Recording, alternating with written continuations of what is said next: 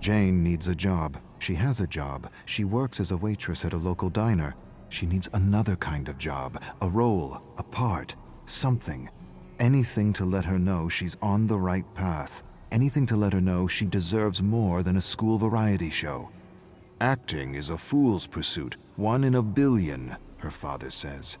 Her grandfather agrees but adds, those who have the courage to follow their dreams have a 99% chance of being that 1 in a billion. Have courage. Courage will put the odds in your favor. Jane loves her grandfather and wants to make him proud. Wants to show him he's right. I'll be that 1 in a billion. Mexican waitress speaks in Mexican and English with a Mexican accent. Who wrote this? Mexican isn't a language. Doesn't matter, you get the gist. Her face grows warm with frustration. The accent isn't necessary. Why? Why the accent? Why can't it just be waitress? Waitress who speaks English. Why does the script need the waitress to be Mexican? Why is this important to the scene? Jane stares at the director, trying to understand his needs. It brings flavor. What does that mean? It doesn't bring flavor. It perpetuates a stereotype. Yet, Jane says nothing. She says nothing because she doesn't want to be blacklisted as a social justice warrior. Doesn't want to be called a complaining minority. With a slight Spanish accent, she finishes the audition. Jane shares a beer with her friend Dwayne.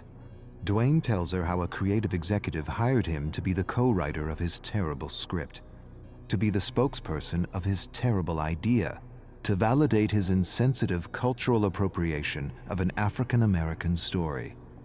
The creative executive wants to make a minority film because it's a fad, the quickest way to be recognized, the fast track to fame for a hack. Many writers told the hack his script was wrong on so many levels, badly written, disrespectful, boring, insensitive. Dwayne refused to accept a script that was disrespectful to his cultural heritage, refused to attach his name to a project so the executive could avoid accusations of cultural appropriation, refused to validate an entitled interpretation of a minority story. The executive discredited Dwayne by calling him a social justice warrior, fired him. Jane sighs sadly for her friend. At least the script won't get produced. Dwayne raises a skeptical eyebrow. The hack has a friend with money, lots of money. He'll write, direct, and produce. Entitled hacks with friends in high places. It's how bad movies get made. They toast bad movies.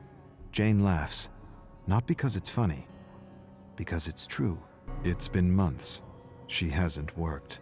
No calls, no auditions, nothing. Jane stares at the blank television screen. As a child, she used to imagine herself on television. She doesn't see herself on television anymore. Something is happening.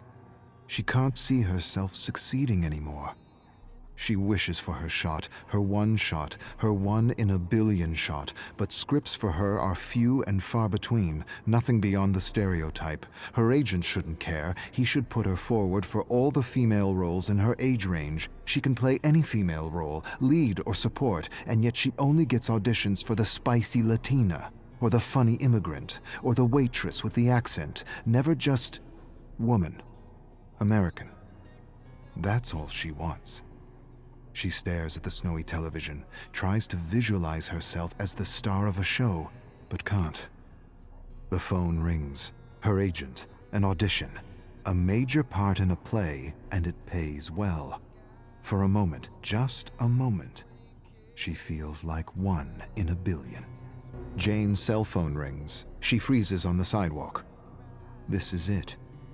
And she doesn't know if she wants to answer or not. She can't take another rejection. Not for this part. This part is too important. She brings the cell phone to her ear, answers. She hears a voice she recognizes, her agent. He tells her how everyone enjoyed her audition, how everyone thought she was just fantastic.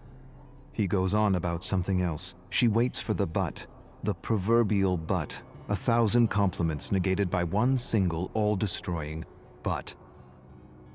It doesn't come. She listens to the trivial notes and waits for the polite rejection. Instead, you got the part. She's not sure she heard right. You got the part. She mumbles to herself. I got the part. Her face grows numb with disbelief. She screams. Strangers turn to face her. Sorry. Dwayne helps Jane rehearse at a cafe. They take a break and he tells her the hack is now doing a Chinese story and is desperately searching for a Chinese writer to validate his most recent abomination. Jane laughs.